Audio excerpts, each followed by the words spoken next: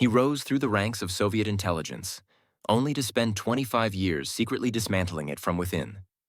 Dmitri Polyakov, codenamed TOPHAT by the CIA, stands as the most prolific double agent of the Cold War. Born in 1921 in Dnipro, Soviet Ukraine, he graduated from an artillery school before joining the Red Army in 1939. He fought in World War II, serving with distinction and earning several decorations for bravery. After the war, Polyakov was selected to join the GRU, Soviet military intelligence, rising through its ranks. By the late 1950s, Polyakov had reached colonel and was assigned as a military attaché to the Soviet mission at the United Nations in New York. In 1961, Polyakov approached the FBI on his own initiative. His motivation was not money, but principle. He reportedly said, "I want my children to live in a world without communism." For years, he refused payment. Polyakov's access was unparalleled.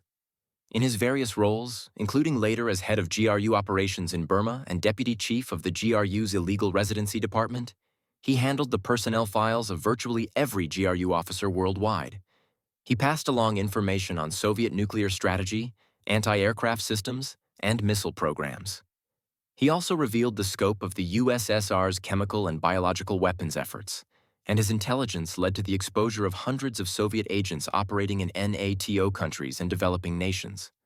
Among his contributions was the early evidence of the Sino-Soviet split in the 1960s, a revelation that fundamentally altered U.S. foreign policy by allowing Washington to pursue rapprochement with Beijing.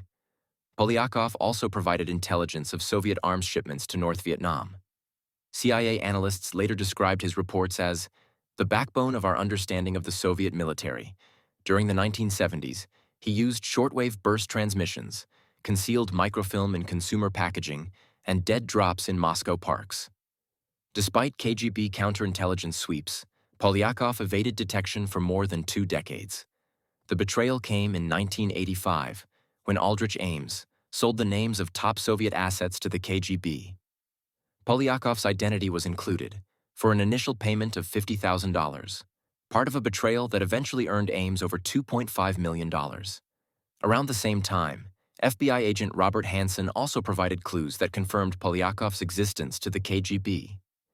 In July 1986, Polyakov was arrested by KGB officers. His trial was held in secret before the military collegium of the Supreme Court of the USSR, where he was convicted of treason and executed by firing squad in March 1988, aged 66. The CIA officially acknowledged Polyakov's contributions only in the 1990s, after the collapse of the Soviet Union.